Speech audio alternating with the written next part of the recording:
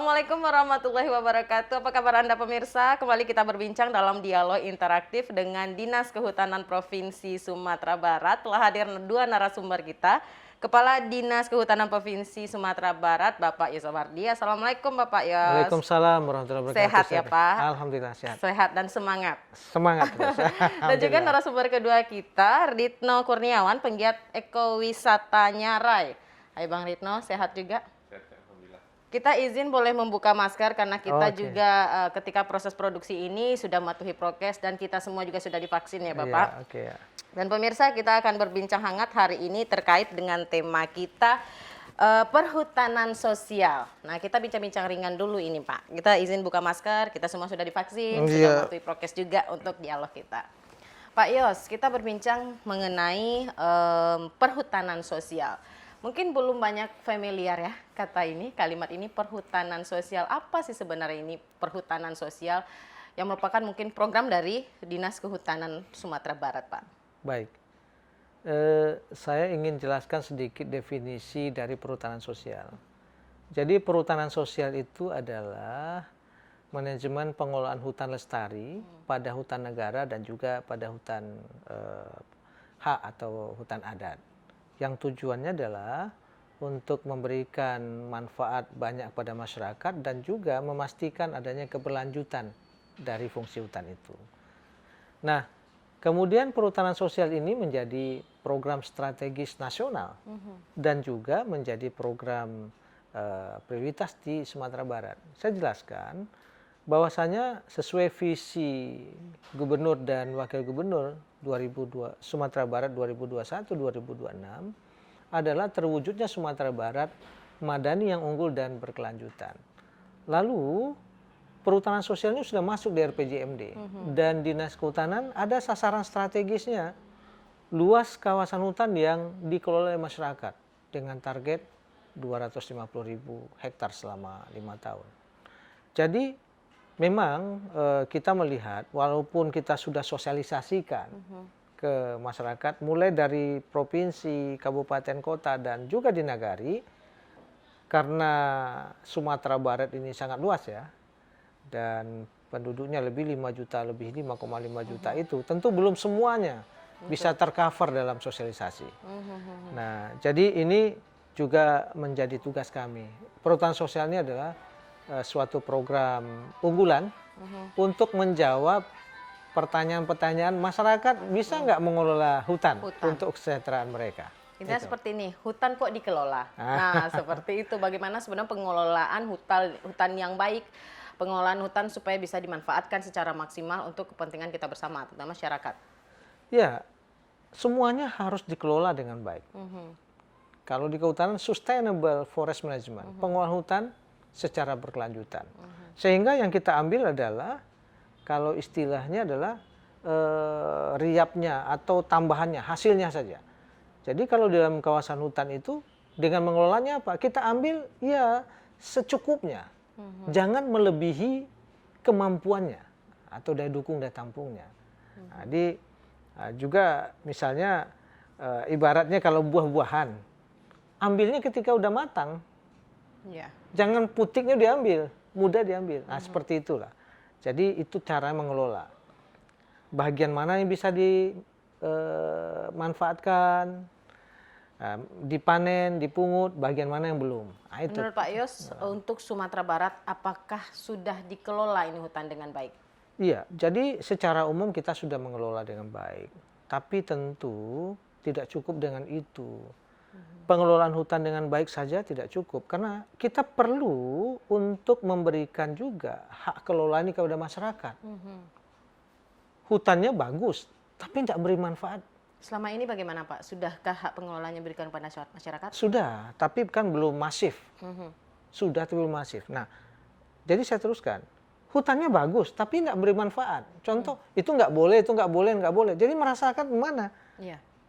Menonton saja nggak boleh gitu. Banyak nggak bolehnya ya Rita. Nah, ini kan sekarang dengan ketentuan yang baru ini terbuka peluang bagi masyarakat sekitar hutan atau existingnya dalam kawasan hutan bisa diberikan hak kelola.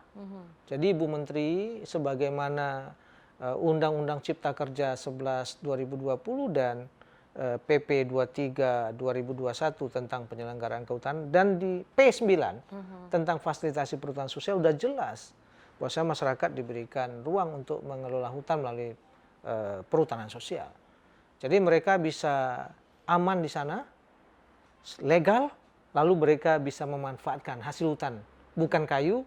Kalau ada rotan di sana bisa dimanfaatkan, getah pinus, getah damar, karet misalnya sudah terlanjur, bisa juga gaharu, aren, durian, jernang, madu, mereka bisa manfaatkan secara legal. Berarti selama ini kalau bisa secara tidak langsung menyatakan bahwa pengelolaan hutan yang ada di Sumatera Barat masih ilegal dong, Pak? Ini kan masyarakat kita juga. Ya kita juga, ya kita kan dalam hal menata kelola ya. Menata kelola mungkin masyarakat belum tahu. Oke. Makanya tugas kehutanan bersama penyuluh kehutanan itu menyuluh, mensosialisasikan kepada agar masyarakat. mereka tahu. Yang sudah terlanjur, lalu kita akomodir. Oke, baik Pak. Nanti kita akan lanjutkan lagi nih perbincangan hangat kita. Segmen selanjutnya kita rehat dulu sejenak, nanti kita lanjutkan. Pemirsa, kami akan segera kembali setelah jeda pariwara berikut ini. Tetap bersama kami.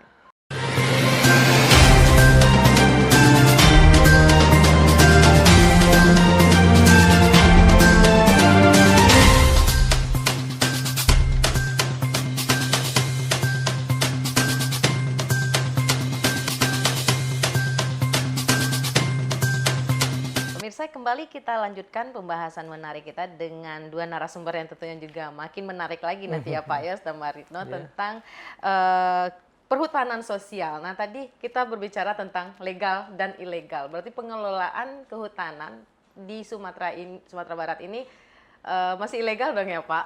Atau sudah legal? Namun mungkin memang benar seperti yang Bapak sampaikan, kita memang butuh mensosialisasikan hal ini kepada masyarakat. Bagaimana bentuk sosialisasi yang sudah dilakukan oleh Dinas Kehutanan kepada masyarakat yang ada di Sumatera Barat, Pak? Ya. Jadi memang itu tugas kita kan, tugas negara. Negara itu harus hadir kan Ya, di betul. masyarakat. Makanya kita sebetulnya secara struktur sudah lakukan sosialisasi dari provinsi, kabupaten, kota sampai negari. Nah tapi kan tidak cukup itu saja. Harus dimasifkan juga dari pemegang izin perhutanan sosial itu sendiri. Sebagai agent of change lah. Selaku pemegang hak kelola hutan sosial, juga kan punya komunitas. Juga ikut mensosialisasikan. Tadi kalau saya mengatakan, agak risih saya mengatakan masyarakat itu ngelola ilegal, risih saya. Kenapa? Karena masyarakat tuh existingnya dari dulu udah di situ. Dari hutan, iya betul. Hutan itu hutan mereka, ya kan. Cuman kita negara hadir untuk memberikan hak kelola, izinnya. Kalau kita bilang ilegal nanti kasihan kan, muaranya ke kita juga. Nah tidak, kita itu mereka sudah memanfaatkan, lalu kita legalisasi lah sesuai dengan aturan. Intinya hanya melegalisasikan hal tersebut. Nah, prosedur masyarakat ketika hendak mungkin melegalisasikan itu bagaimana Pak? Oke. Prosedur. Jadi di perhutanan sosial ini kan ada 5 skema. Makanya kalau salam perhutanan sosial itu 5 jari. 5 jari? Ya. Punya arti ya Pak? Punya arti 5 jari. Satu itu hutan nagari atau hutan desa. Ini bisa mengajukan melalui LPHN, Lembaga Pengelola Hutan Nagari. Skema kedua adalah hutan kemasyarakatan. Ini bisa diajukan permohonan melalui kelompok tani hutan kemasyarakatan. Ya, ini contohnya kalau existingnya dia udah berkebun nih di hutan lindung, ada kebun karet, jengkol dan sebagainya. Nah, untuk legalisasi diajukan permohonan kasih izin. Yang ketiga ada namanya hutan tanaman rakyat. Nah, yang keempat ada hutan adat, yang kelima adalah hutan kemitraan kehutanan. Jadi melalui permohonan. Nanti difasilitasi oleh kelompok kerja percepatan perhutanan sosial, Pokja PPS. Permohonan itu ada beberapa persyaratan, itu didampingi, dibimbing oleh Pokja PPS Sumatera Barat. Nah, jadi masyarakat cukup menyampaikan kami ingin dapat hak kelola akses perhutanan sosial kepada penyuluh kehutanan, nanti difasilitasi oleh penyuluh kehutanan. supaya peroleh hak mereka itu. Dan itu sebenarnya sangat mempermudah masyarakat juga ya Pak, nanti untuk pengelolaan hasil-hasil hutan yang mereka dapatkan agar bisa dibantu juga oleh pemerintah. Oh iya, pemerintah ini kan harus hadir, tidak saja akses legal, tetapi juga memanfaatkan. Tadi mereka masih ragu-ragu kan, kalau ketemu Polhut nih, jangan bawa rotan nih, bisa tangkap nih, gitu kan. Agak deg-degan, gitu Deg-degan. ya Pak. Sekarang enggak, bawa rotan sudah legal, sudah sah. Nah mereka bisa manfaatkan apa saja dari hutan, kecuali tidak boleh menebang hutan. Selain itu. Selain menebang hutan boleh. Ada hasil hutan bukan kayu kayak tadi, kita pinus, kita karet, kita damar, rotan, jernang, gaharu, madu, Silakan, aren, ya, Pak. silakan dimanfaatkan untuk meningkatkan pendapatan masyarakat sekitar hutan. Betul, sama halnya seperti Bang Ritno ini juga untuk sebagai penggiat ekowisata Nyarai. Berarti ini sebenarnya berkorelasi juga ya Pak Iya. dengan pembahasan kita perhutanan sosial. Bang Ritno ini luar biasa Oh, ini bisa iya. memanfaatkan hutan ya Bang Ritno Nyarai yang sebelumnya belum dilirik oleh orang menjadi dilirik. Perjuangannya gimana nih Bang Ritno? Jadi kita pada saat itu di tahun 2013 ketika kita rintis itu sebetulnya bukan merupakan kawasan wisata ya, tapi merupakan kawasan hutan yang kita secara personal belum tahu ke itu kawasan hutan itu, dan masyarakat di situ sudah beraktivitas untuk menebang gitu. Dimana kita perkirakan dari data kita per harinya itu 10 sampai 15 batang yang keluar dari hutan kemarin atau mungkin berikan satu. Nah di situ kita coba mendekati masyarakat dan ya tentu tidak mudah ya karena pendekatan masyarakat ini itu banyak pro kontra juga, terutama yang berkaitan dengan kayu ya. Juga banyak juga beberapa masyarakat yang tidak setuju karena pemanfaatan wilayah. Tapi yang namanya kita usaha ya kita coba terobos, kita coba mendekati masyarakat, dan alhamdulillah di bulan April 2013 kita diizinkan masyarakat pada saat itu untuk mengelola kegiatan ini bersama-sama dengan masyarakat. Ya tentunya pada saat itu masih banyak ya kendala ya di tingkat masyarakat ataupun permasalahan dari masyarakat. Baik, yang iya saja ada kendala untuk bisa masuk ke masyarakat, begitu juga mungkin pemerintah untuk mensosialisasikan seperti legalitas tadi ya Pak yang untuk perizinan. Nah untuk Nyarai sendiri nih Mbak itu berarti sudah mengurus semuanya ini ke Pak Kadis, ke Pak Yos untuk legalitas dan perizinannya. Sudah lengkap. Nah, berarti keuntungan yang didapatkan oleh masyarakat nih Pak Yos, seperti Bang Ritno dan juga masyarakat yang berada di kawasan tersebut. Setelah mereka mengurus legalitas dan perizinan ini, apa yang keuntungan nantinya yang mereka bisa dapatkan Pak? Saya kira kalau saya berbicara nanti dikira saya membesar-besarkan ya kan. Nanti tanya ke Pak Ridho. Nah, Bang Ritno, setelah sebelumnya itu memang tidak terekspos, masyarakat tidak tahu, ibaratnya Iya. orang cuma kalau ngelirik pun enggak gitu ya, tapi setelah dibuka menjadi Iya. objek wisata dan masyarakat di sana pun walaupun penuh dengan perjuangan sudah bisa meyakinkan masyarakat apa yang Mbak Ritno, keuntungan apa yang didapatkan. Ya. Permudah apa hal-hal yang didapatkan setelah mengurus legalitas Perhutanan sosial. perhutanan sosial. Yang pertama kita rasakan itulah rasa aman dan kenyamanan tadi, di mana yang sebelumnya kita berkegiatan di kawasan itu, yang itu merupakan kawasan dari pemerintah ya, yang mungkin masyarakat tidak tahu. Itu kalau seandainya berkegiatan hutan, mereka masih kucing-kucingan gitu kan, masih berpandai-pandai gitu kan. Dan kita pun waktu mengelola kawasan tepatnya di desa lingkungan ini, ekowisata Nyarai ini, setelah kita urusnya ternyata itu merupakan kawasan, kita ikuti prosedurnya gitu kan, kita ikuti prosesnya, dan alhamdulillah dikeluarkan izin di tahun 2019, dan secara legalitas kita sudah merasa aman dan senang gitu kan. Dan tentunya dalam hal ini selaku dinas gitu kan ataupun yang terkait yang berkepentingan hutan itu sudah melakukan beberapa hal ya terhadap SDM di lapangan ya, seperti peningkatan kapasitas, pendampingan kelompok gitu kan, penguatan bahkan sekolah lapang yang sebelumnya ya, yang belum diadakan di mana-mana tempatnya, bahkan diadakan di tempat kita, dan tentunya itu akan berdampak pada masyarakat kan, secara ekonomi homestay-nya dipakai kan, nanti makannya masak masyarakat kan.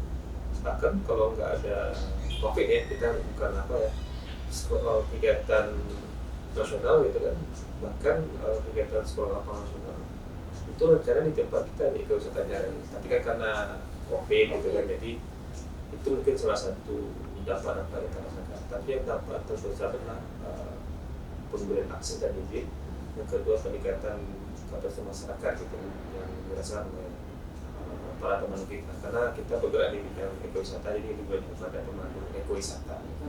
Untuk pengurusan izin ini seberapa lama? Dipermudah nggak Bang Zeta? Nah kita tanya nih di hadapan Pak Yos nih, dipermudahkah? Ya, malah kita dipermudah saya rasakan. Jadi maksudnya itu ini, pertama itu kita didampingi langsung oleh guru, habis itu bahkan pada saat itu dari tim kehutanan mereka mengadakan sosialisasi itu di luar jam dinas malam-malam gitu kan, karena warga itu kan rapat malam gitu kan.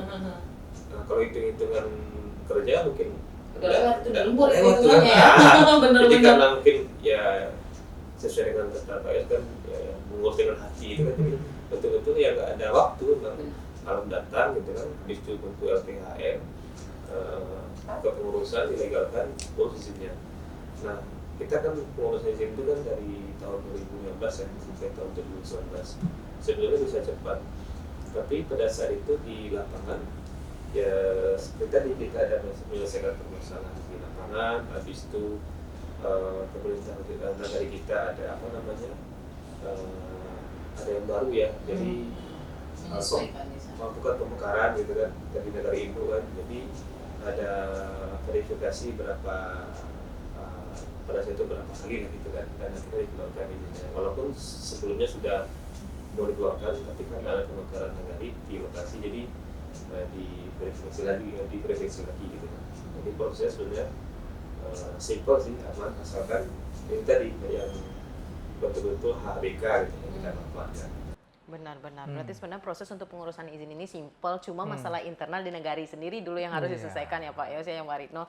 Berarti ini mungkin masyarakatnya yang belum welcome gitu kan. Ada permasalahan mungkin dengan kerabat gitu kan, terkait mungkin dengan tanah. Benar kata Bang Ritno, Pak Yos ini memang bekerja dengan hati. Tapi ada satu tagline ini ya, bekerja dengan hati jangan main hati nanti sakit hati. Nah Pak Yos, nah itu. Jadi kalau kita melakukan sesuatu dengan hati hasilnya insya Allah maksimal. Nah apalagi ini untuk memberikan penyuluhan. Nah Pak Yos, nanti saya juga akan tanya ini.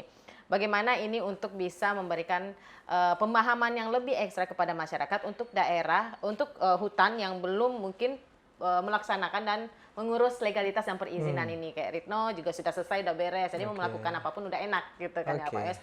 Nah itu satu, dan juga berapa nih presentasi untuk Sumatera Barat hutan yang sudah mengurus legalitasnya dan yang belum. Kita rehat nanti Pak Yos, tahan dulu. Kita dengan hati ini memberikannya, hati dan hati-hati ke pemirsa kita. Kita rehat dulu. Pemirsa, kami akan segera kembali setelah jeda pariwara berikut ini. Tetap bersama kami.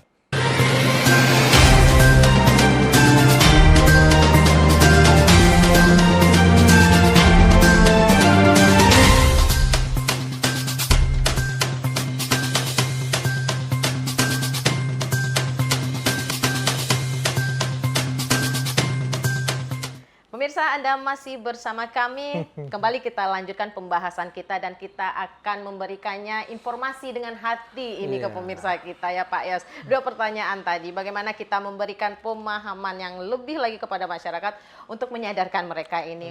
Ayolah, mari kita urus nih legalitas kehutanan ya, untuk hutan yang ada di Sumatera Barat, dan berapa persentase hutan yang ada di Sumatera Barat yang sudah mengurus legalitasnya Pak? Baik, ini pertanyaannya memang agak berat ini kan. Jadi tapi saya coba. Jadi Sumatera Barat ini kan saya sampaikan luas administrasi pemerintahnya kan 4,2 juta hektar. Sedangkan kawasan hutan di Sumatera Barat itu 2,28 juta hektar. Artinya 54,43%. Ada satu hal lagi yang harus kita perhatikan, jumlah nagari dan desa di dalam dan sekitar hutan itu ada 81,97 hektar. 81,97%. Ya. Artinya apa? Hutan kita itu luas di Sumatera Barat, 54,43%, dan masyarakat bergantung kepada hutan, 81,97%. Ini kalau kita tidak bisa mencari kebijakan yang bagus untuk pemberdayaan masyarakat dan hutan, ini hutan terancam. Iya. Bagaimana caranya kita? Tentu kita harus baik-baik dengan masyarakat ini untuk memastikan agar hutan itu tetap lestari kan. Nah, bagaimana caranya? Ya kita sosialisasikan masif ini.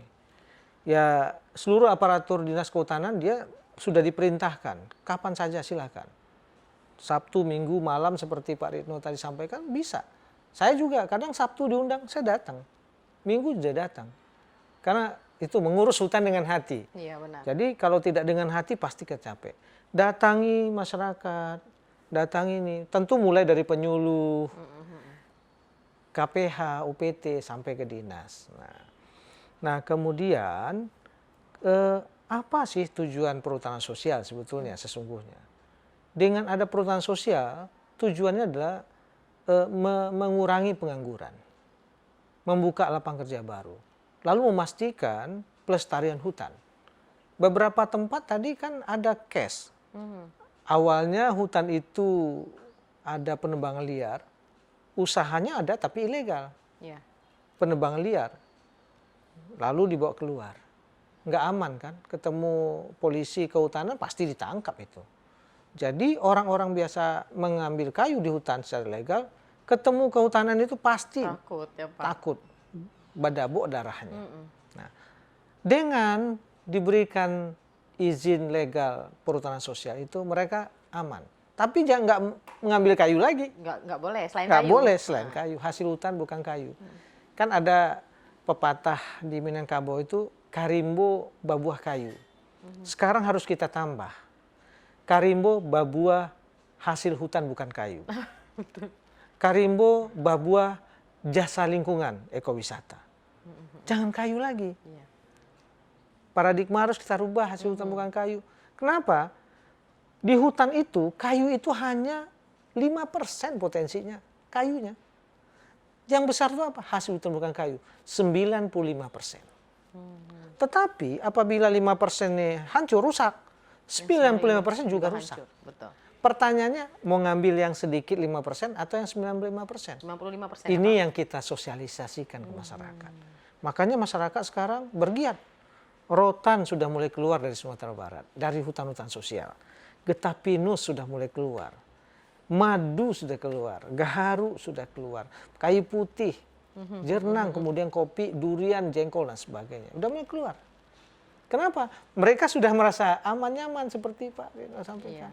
Sekarang keadilan juga dalam mendapatkan manfaat. Keadilan sosial bagi seluruh Indonesia. Mungkin dulu, mungkin 20-30 tahun yang lalu, masyarakat hanya lihat hutan.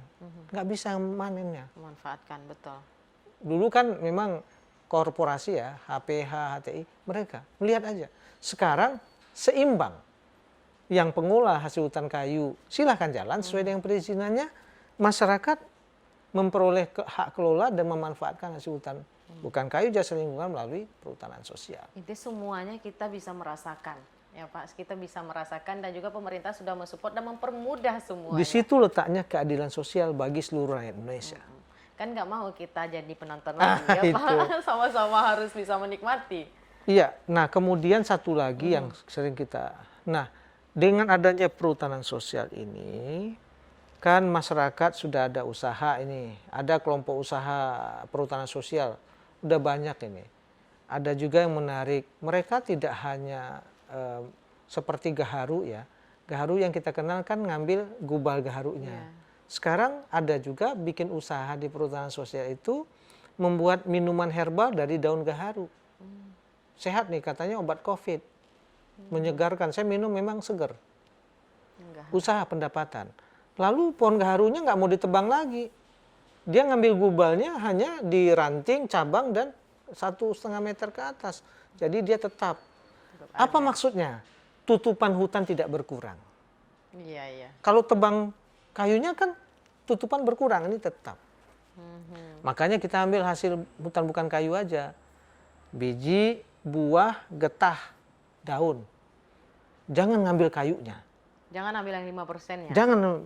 Yang 95%-nya banyak, kenapa harus fokus ke yang 5% itu. gitu ya Pak? Cuma ngelihat mungkin yang 5% ini kalau kayu kan ukurannya lebih besar gitu ya Pak. Bisa Coba dimanfaatkan hitung ya, Pak? deh, kayu dengan diameter 80 cm, panjangnya misal 12 meter itu, paling dapatnya berapa? Paling 3 kubik kurang lebih. Kali sekarang berapa sih? Paling 1 juta, 3 juta. Tapi kita kehilangan yang lain. Kehilangan yang 95%-nya ya Pak? Iya, rotan itu kan dia perlu Iya. penyangga, ya kan? Lalu gaharu itu ditanam, kan perlu pelindung, ya kan? Jadi banyak hal, makanya saya sampaikan 5% ini tahanlah oleh di masyarakat di hutan lindung. Ambil yang 95%-nya. Saya yakin masyarakat Sumatera Barat bisa menahan yang 5% Insya itu, Allah. memaksimalkan Insya yang Allah. 95% itu. Contoh aja Bang Ritno, memaksimalkan salah satunya yang 95% bagian di dalam itu ya Bang Ritno. Iya. Bisa maksimalkan bagaimana memaksimalkan potensi dari nyarai ini untuk bisa bernilai jual tinggi dan juga bisa meningkatkan sektor-sektor lainnya. Jadi tidak hanya nyarainya aja ya, masyarakat di sana juga ekonominya meningkat jadinya. Ada juga merubah sikap perilaku ya. Dulu perilakunya kan negatif. Apa itu? Menebang kayu liar. Kayu. Negatif kan. Tapi setelah mereka jadi pemandu ya Pak Ritno ya, mereka tenang. Dengan kehutanan itu hangat. Hangat. Merubah sikap perilaku. Iya benar-benar. Nah, ada satu hal lagi. Masyarakat sudah diberikan hak akses itu, mereka betul-betul sungguh-sungguh melindungi hutan. Ada di beberapa tempat dulu orang berlantas angan menebang kayu di lokasi hutan lindung, sekarang nggak berani lagi. Kenapa? Kelompok perhutanan sosial itu, LPHN itu, sudah berani mereka. Kalau tebang juga hutan kami, Bapak saya laporkan ke polisi. Oke. Aman sekarang. Masyarakat dijadikan pengelola hutan, mereka menjaga hutan, jadi ada yang macam-macam di hutan, mereka akan laporkan. Nah, begitu seperti Bang Ritno, ada yang macam-macam di nyarai, saya akan laporkan gitu ya Bang Ritno. Nah, ini program dari Bang Ritno nih untuk maksimalkan kembali objek wisata nyarai. Seperti tadi disampaikan sebenarnya kalau tidak ada Covid pun akan dijadikan daerah, lokasi untuk kegiatan-kegiatan nasional. Ya, bagaimanapun tidak hanya nyarai, semuanya memang berdampak. Semoga tahun depan kita sudah bisa seperti sedia kala lagi, sudah bisa banyak-banyak lagi lah kegiatan yang ada di Sumatera Barat dan juga Indonesia. Nah ini menjelaskan bisa Bang Ritno apa saja sebenarnya program yang Bang Ritno rancang ini oleh pengelola objek wisata ekowisata Nyarai ini Bang. Jadi sebetulnya kegiatan ataupun program yang kita munculkan kepada program itu adalah kegiatan-kegiatan yang ada di masyarakat. Jadi apa kebiasaan masyarakat di kawasan hutan, di kampung, itu kita jual berupa paket wisata. Misalnya kan kegiatan di Nyarai gitu kan. Nah, di Nyarai itu karena jauh, jaraknya 5,5 kilo, jadi kita buka paket trekking gitu kan. Dan di situ isunya kita mainkan. Jadi saya bilang orang yang ke Nyarai itu orang paling beruntung di dunia. Kenapa demikian? Karena dia menyaksikan fenomena jutaan tahun lalu. Jadi di Nyarai itu dulu nggak ada. Tapi karena ada aktivitas bereksi pusaran arus yang membuat kerikil, jadi digeruslah dinding-dinding batu di Nyarai itu, maka terbentuk kuali pakai pola dan itu terbentuk tahun lalu. Isu itu kita dengar di luar, orang pada tahun 2014 bulan Maret itu sampai per bulan itu 16.000, bahkan kita per tahun kunjungan itu sampai 40.000 dan kita melakukan dia pada saat itu. Jadi pada saat itu Nyarai itu di kondisi tahun 2014 seperti bayi, tapi bayinya udah dituntut untuk lari gitu kan. Jadi di situ juga PR saya di lapangan untuk menyiapkan SDM pada saat itu semakin. Yang kedua itu aktivitas camping. Yang ketiga aktivitas supervisi menembak ikan gitu kan. Dan menembak ikan itu sudah menjadi kearifan lokal warga. Jadi warga itu nggak ada yang memutas, nggak ada yang meracun gitu kan. Bahkan kalau seandainya ada yang beruntung bisa dikasih denda gitu kan. Bahkan lubuk pun dilarang semua warga untuk ditangkap di beberapa titik kan, gitu kan. Jadi betul-betul masih terjaga kearifannya. Nah, yang terakhir yang keempat itu ada aktivitas birdwatching, melihat burung gitu kan, melihat burung buang menjadi burung endemik di Sumatera Barat. Dan yang berikutnya ada aktivitas yang namanya master flavishing. Master itu nama Indonya ikan karyong. Kalau di Jawa kan ikan karyong namanya, ikan semah.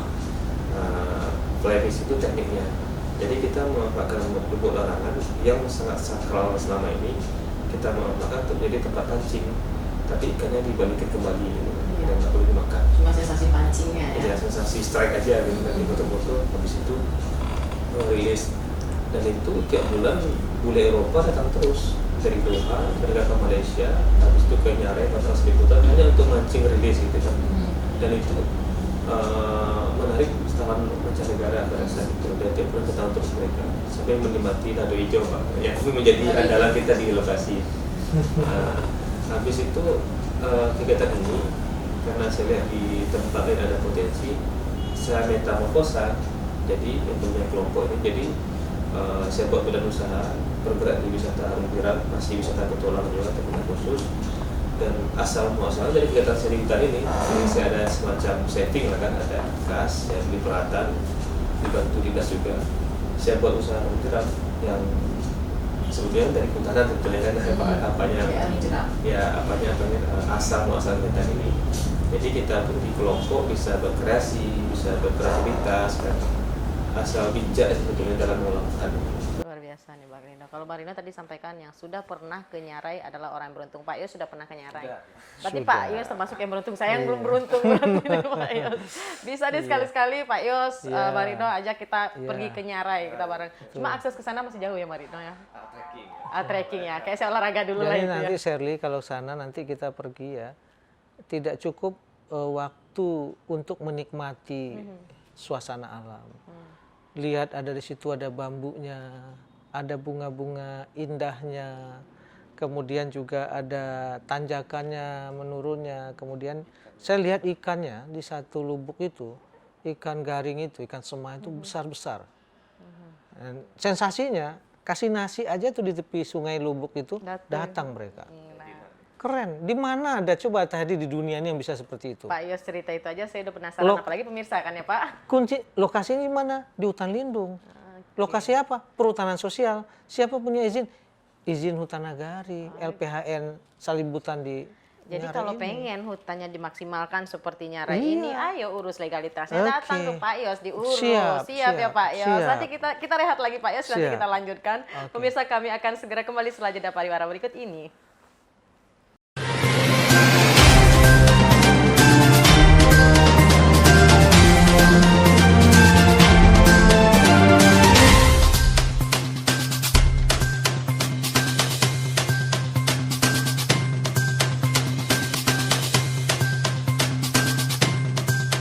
Pemirsa masih dengan dua narasumber kita yang tentunya semangat dan memberikan informasi yang penting dan menarik untuk pemirsa. Kembali kita lanjutkan dengan Pak Yos dan Bang Ritno. Pak Yos termasuk yang beruntung karena sudah ke Nyarai. Saya belum beruntung nih karena belum ke Nyarai. Tentunya pemirsa juga penasaran ini. Yang sudah ke Nyarai, waktu sedang trennya itu yang Mbak Rino 2015, mungkin sekarang memang ya pandemi semuanya. Mudah-mudahan tahun depan tidak pandemi lagi. Insya Allah. Minimal kita sudah bisa lah berkegiatan lagi seperti biasa. Dan Pak Yos saja menyampaikan seperti itu, menarik hanya untuk satu kawasan hutan Nyarai. Belum lagi hutan-hutan lainnya yang ada di Sumatera Barat. Nah bagaimana untuk potensi-potensi hutan, masa nggak mau seperti Nyarai? Begitu ya Pak Yos. Betul. Nah untuk Sumatera Barat, daerah, kawasan, hutan mana lagi yang menurut Bapak ini punya potensi yang bisa kita maksimalkan seperti Nyarai ini Pak? Iya. Jadi memang Sumatera Barat ini ditakdirkan negeri yang indah dan elok. Dan potensi wisata itu, ekowisata itu 90% itu berada di kawasan hutan. Hutan lindung, hutan produksi. Jadi hampir di seluruh Sumatera Barat.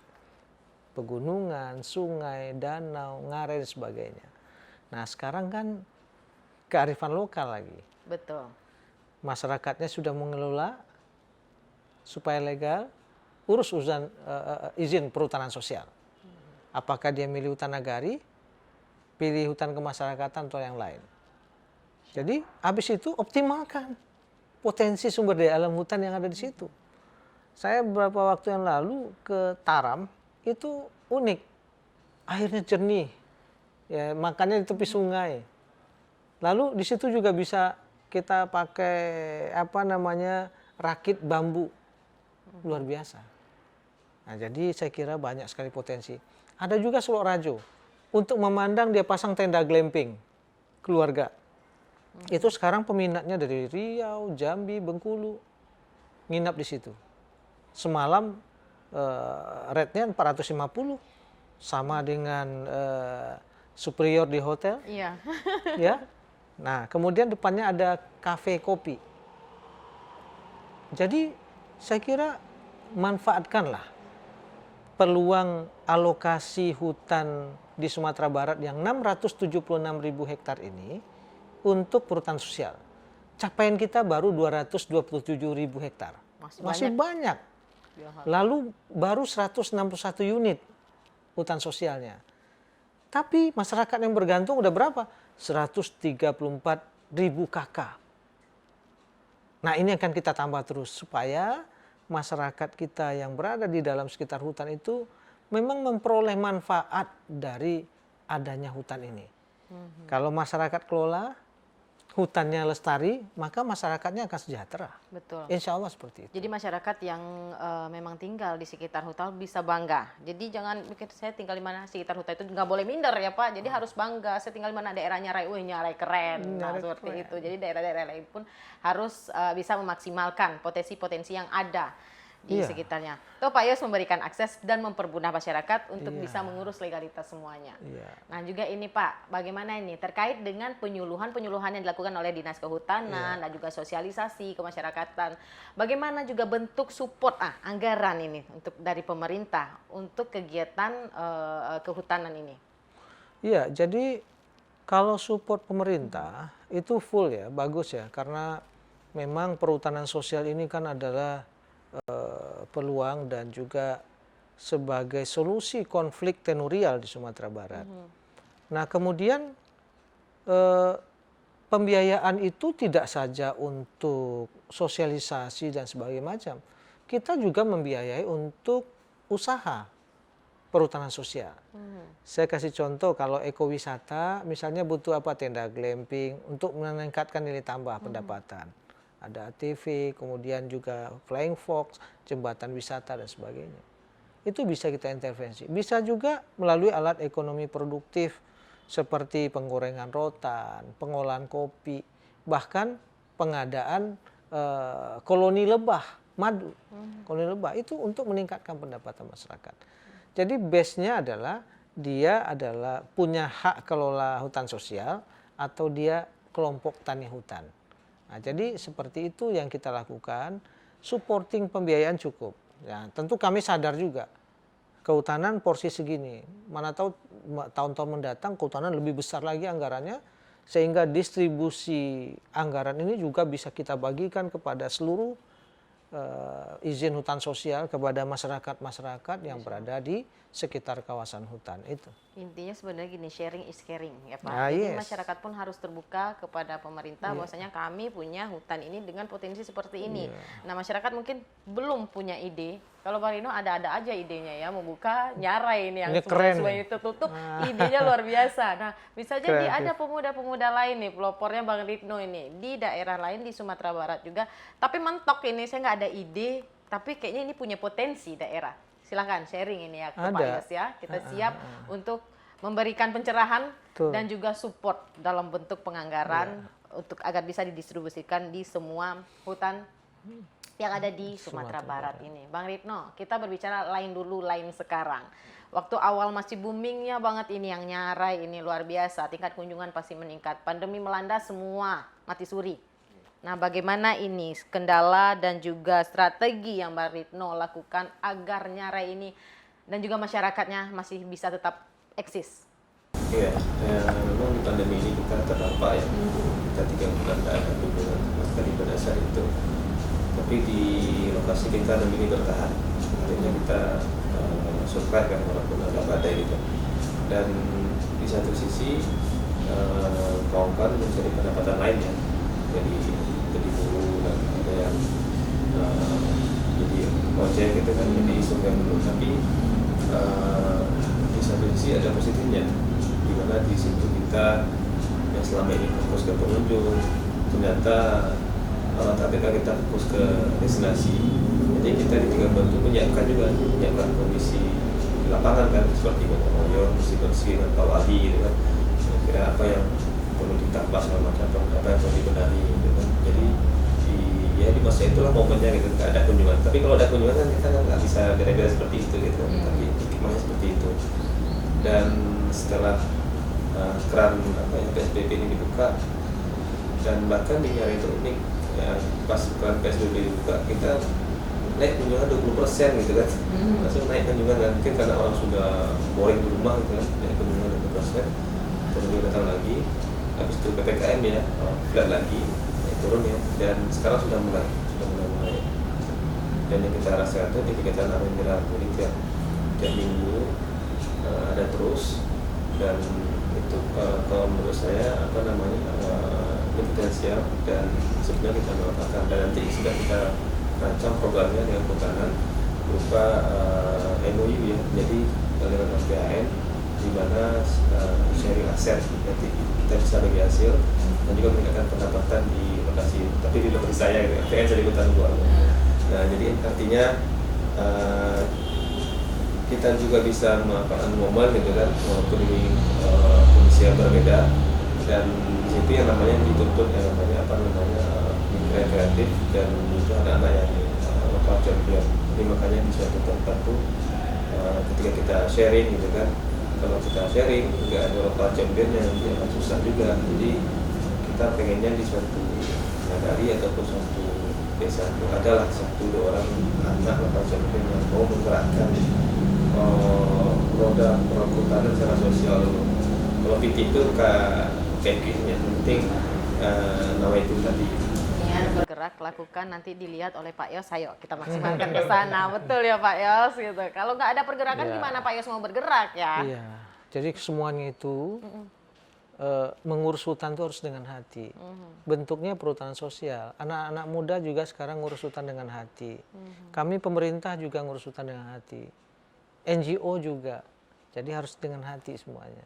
Pak, kalau kita presentasikan di Sumatera Barat untuk kawasan perhutanan sosial ini sudah berapa persen yang bisa dimaksimalkan dengan baik? Dari alokasi itu kan baru 30% yang kita ambil alokasinya. Dari itu separuhnya Mbak sudah bisa dimanfaatkan, dioptimalkan. Ya, karena itu tadi tidak saja sudah ada generasi kedua nih. Yang banyak mendorong nih kan anak-anak muda milenial nih. Ya, benar. Kreatif, inovasi kan, berani berkarya situ kan. Nah, biasanya kelompok-kelompok perhutanan sosial yang sudah diberikan ruang kepada anak-anak muda itu akselerasinya cepat. Luar biasa. Seperti Nyarai, cepat sekali. Solok Rajo, itu anak-anak muda, cepat sekali. LPHN Taram, cepat sekali. Ya, benar. Nah, banyak seperti di Sijunjung juga seperti itu, cepat. Nah, jadi bukan berarti yang tua tidak, cepat juga, tapi kalah oleh anak muda. Kan itu energinya saja. beda gitu. Jadi itu, makanya sekarang hasil survei kami sebetulnya kepada petani hutan ini, itu ada 18% itu yang petani hutan yang mengelola hutan sosial ini adalah sarjana. Nah ini kan harapan baru bagi pengelolaan perhutanan sosial di Sumatera Barat. Lalu di situ juga ada perempuan, 18% itu wanita turut serta mengelola hutan, luar biasa. Ya. Kemudian juga yang produktif itu yang milenial itu 37%. Milenial ini kan 24 sampai 39. Ada berapa 37% ya. Itu adalah anak-anak milenial. Jadi harapan pengelolaan perhutanan sosial di Sumatera Barat itu harapannya luar biasa. Maka milenial hayu bergerak, jangan jadi kaum rebahan. Iya, harus sama-sama. Ini kalau kita pemerintah sudah kasih ruang nih. Iya.